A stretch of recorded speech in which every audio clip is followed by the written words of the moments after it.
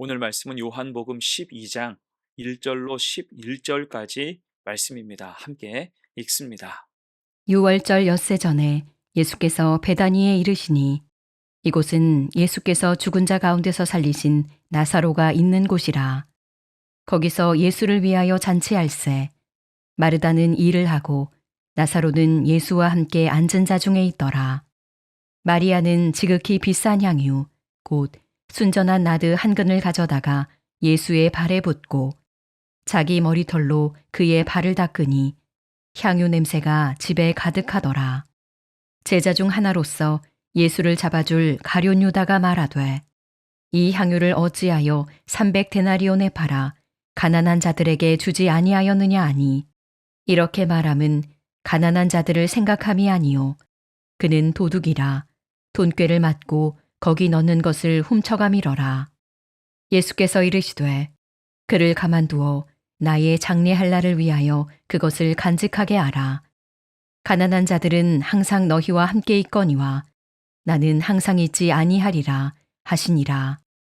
유대인의 큰 무리가 예수께서 여기 계신 줄을 알고 오니 이는 예수만 보기 위함이 아니요 죽은 자 가운데서 살리신 나사로도 보려 함이러라.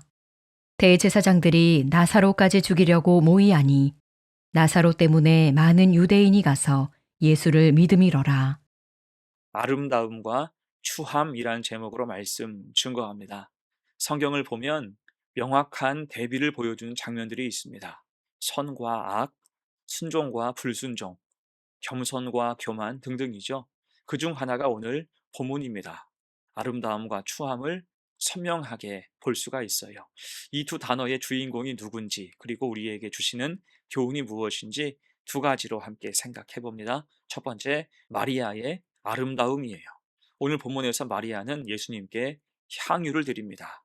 여러분, 마리아가 누굽니까? 그는 주님의 발치에 앉아서 말씀을 들었던 사람이에요. 주님을 향한 사모함이 있었고 나사로 부활에 감격스러운 현장에 있었습니다.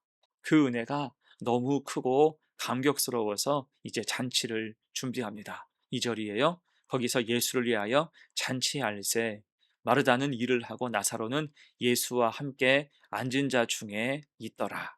자, 그런데 마리아는 이런 잔치만으로는 그 마음을 다 표현할 수 없었던 모양이에요. 3절 봅니다. 마리아는 지극히 비싼 향유, 곧 순전한 나드 한 근을 가져다가 예수의 발에 붓고 자기 머리털로 그의 발을 닦으니 향유 냄새가 집에 가득하더라. 아멘. 비싼 향유를 주님 발에 붓고 자기 머리털로 그 발을 닦았습니다. 여기서 향유 한 근이면 약 300데나리온, 당시 노동자의 거의 1년치 품삯에 해당하는 값이었습니다.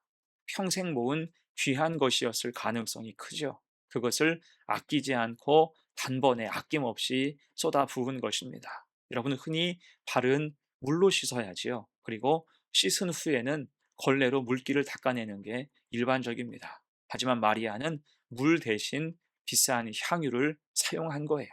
최고의 경배를 하는 것입니다. 더욱이 당시 문화에서 여인이 공개적인 자리에서 머리를 푼다는 것은 수치스러운 일로 여겨졌습니다. 그러나 마리아는 그 수치도 마다하지 않았죠.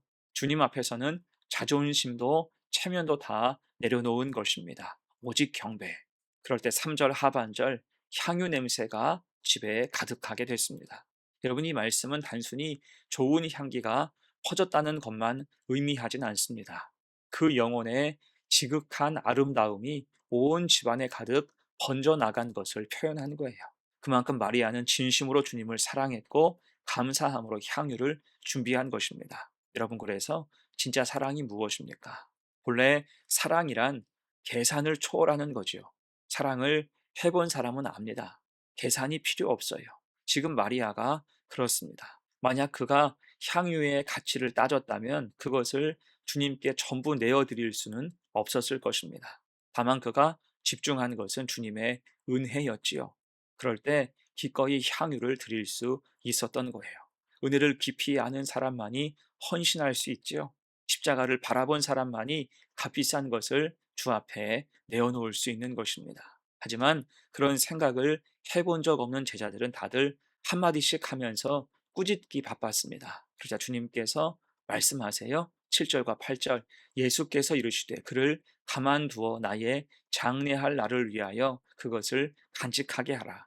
가난한 자들은 항상 너희와 함께 있거니와 나는 항상 있지 아니하리라 하시니라. 아멘. 지금 주님께서 마리아의 믿음을 칭찬하시는 것입니다. 특히 고단하신 주님을 마리아가 위로하려고 했던 그의 따뜻한 마음을 흡족히 여기셨어요. 주님은 중심을 보시죠. 사람들은 낭비로 보았지만 주님은 마리아의 모습에서 사랑을 보신 것입니다. 사람들은 손해를 이야기할 때 주님은 믿음을 보신 것과 같아요.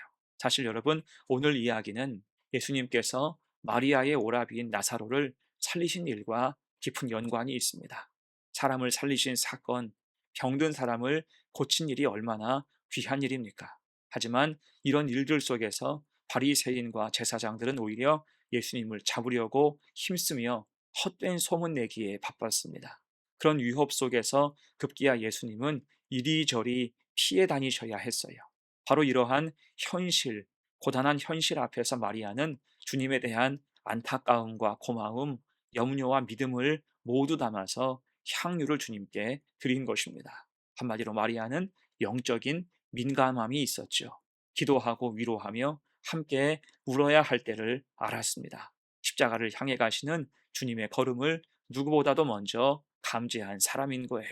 그래서 아무도 십자가를 생각하지 못할 때, 아무도 예배하지 않는 그 자리에서 하나님을 영화롭게 한 것입니다. 이게 우리에게도 이러한 영적인 민감함과 대처가 있어야 할 거예요. 마리아처럼 마음을 드릴 수 있어야 합니다. 단지 비싼 향유라서가 아니라 마리아처럼 온 마음으로 주님을 사랑해야 한다는 거예요. 그렇게 믿음의 때를 놓치지 않고 주님께 인정받고 인도함 받는 귀한 삶을 사는 성도가 되시기를 축복합니다. 아멘. 두 번째예요. 본문에 겨운 두 번째, 가룟 유다의 추함입니다. 오늘 본문을 잘 보면 가룟 유다가 등장하는 걸 볼 수 있죠. 4절 이하의 말씀, 제자 중 하나로서 예수를 잡아줄 가룟 유다가 말하되 이 향유를 어찌하여 300데나리온에 팔아 가난한 자들에게 주지 아니하였느냐 하니, 이렇게 말함은 가난한 자들을 생각함이 아니요 그는 도둑이라 돈괴를 맞고 거기 넣는 것을 훔쳐감이러라. 자, 이 말씀은 가룟 유다의 배신에 대한 일종의 단서이자 복선입니다. 사실 그 마음에 이미 악한 마음이 가득 차 있었죠. 하지만 그는 태연했습니다. 오히려 의인인 척하면서 말하는 거예요. 이 향유를 어찌하여 300데나리온에 팔아 가난한 자들에게 주지 아니하였느냐. 겉으로는 정의를 말하지만 속으로는 탐욕을 품고 있었습니다. 이것이 추함이죠. 가장 종교적인 말을 하면서 가장 부패한 속마음을 감추고 있는 것. 이것이 얼마나 무서운 일입니까?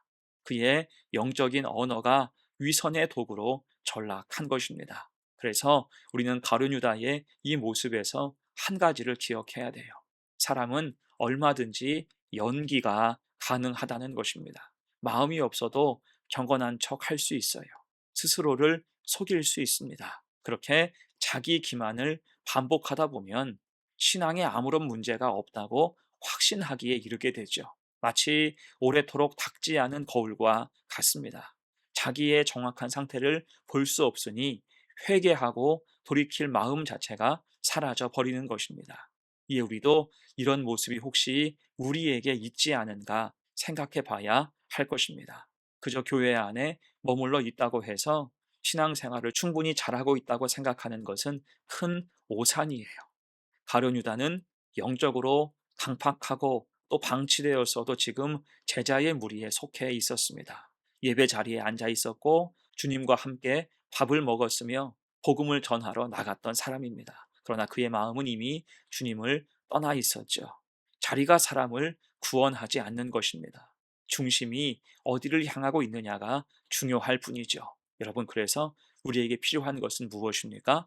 스스로 합리화하고 각색하는 게 아니라 내 영혼의 파리함, 방치된 영혼을 볼 수 있어야 할 것입니다. 로마서 7장 18절 이하의 말씀, 내 속 곧 내 육신에 선한 것이 거하지 아니하는 줄을 아노니 원함은 내게 있으나 선을 행하는 것은 없노라. 내가 원하는 바 선은 행하지 아니하고 도리어 원하지 아니하는 바 악을 행하는도다. 아멘. 자, 어떻습니까? 이 연약한 마음을 주님 앞에 내어드리며 회개하고 주께로 돌아가야 하는 거예요. 그럴 때 바울은 이어서 고백합니다. 오호라 나는 곤고한 사람이로다. 이 사망의 몸에서 누가 나를 건져내랴. 우리 주 예수 그리스도로 말미암아 하나님께 감사하리로다. 아멘. 영혼의 거울을 닦아 자신을 다시 바라볼 수 있어야 하는 것입니다. 바울은 자신의 추함을 직면했을 때 절망하지 않았어요. 오히려 그 절망 끝에서 예수 그리스도를 바라보며 그를 붙잡았지요. 이것이 가룟 유다와 바울의 결정적인 차이라 할 수가 있을 것입니다. 자신의 추함을 보되 그것을 주님께로 가져가느냐 아니면 그 자리에서 주저앉고 마느냐의 차이인 것입니다. 여러분, 그런 면에서 가룟 유다의 가장 큰 비극이 무엇입니까? 주님께서 돌이킬 기회를 주셨어도 결국 돌아오지 못했다는 거예요. 주님은 오늘 본문 이후로 돌아올 기회를 여러 번 주셨죠. 최후의 만찬 자리에서도 여러 번 말씀하셨습니다. 마태복음 26장을 보면 내가 진실로 너희에게 이르노니 너희 중에 한 사람이 나를 팔리라. 또한 나와 함께 그릇에 손을 넣는 그가 나를 팔리라. 이렇게 말씀하셨어요. 주님은 다 알고 계셨던 거죠. 이 말씀은 정죄가 아니라 초청이었습니다. 하지만 가룟 유다는 돌아오지 않았어요. 그래서 우리는 언제나 주님 음성에 귀를 기울여야 할 것입니다. 우리도 타락하고 빗나갈 수 있기 때문이에요. 이 마음을 빼앗긴 채 방치된 위험한 사람이 아니라 악한 것을 뽑아버리고 다시 바른 믿음으로 주님 앞에 설 수 있는 우리 성도들 되시기를 간절히 축원합니다. 그럼 이제 말씀을 정리합니다. 오늘 아름다움과 추함에 대해서 함께 보았습니다. 마리아는 주님을 향한 마음이 간절했고 감사함이 있었죠. 그 마음이 아름다움으로 온전히 드러났습니다. 반면에 가룟 유다는 그 마음을 각색하기 바빴고 믿음 좋은 척했습니다. 스스로를 속이며 결국 타락과 심판으로 나아가고 말았습니다. 그래서 우리는 각색하지 말고 또 착각하지 말고 방치되지 말고 겸손하고 솔직하게 주님 앞에 서야 할 것입니다. 아름다움은 외모가 아니라 중심에서 나오며 추함은 형편이 아니라 마음에서 시작되는 것임을 기억해야 할 거예요. 이게 말씀과 기도로 그 마음을 지켜야 되고 또한 회복해야 합니다. 마리아의 향기가 온 집안에 가득 퍼졌듯이 우리의 믿음과 헌신도 우리가 서 있는 자리에서 향기처럼 번져 나가야 마땅합니다. 이것이 진정한 예배자의 삶이라 할 수 있죠. 그래서 주님 손길이 미치지 못한 가룟 유다와 같은 실패자가 아니라 마리아처럼 아름답게 쓰임 받을 수 있는 복된 성도 다 되시기를 간절히 축원합니다. 아멘. 함께 기도합니다. 은혜로우신 주님, 우리에게 신앙의 아름다움이 있게 하옵소서. 주님을 향한 간절한 마음이 있게 하시고 감사함으로 늘 찬송하게 하옵소서. 마리아처럼 신실함이 있어서 눈치 보지 말고 믿음으로만 살게 하옵소서. 대신 우리의 영적인 추함은 가려주시고 소멸하게 하옵소서. 가룟 유다처럼 자기를 스스로 속이지 않게 하시고 주님의 은혜와 사랑 앞에 무장해제하여 추함은 벗고 아름다움으로 이 땅을 살아가게 하옵소서. 감사드리며 예수님의 이름으로 기도합니다. 아멘.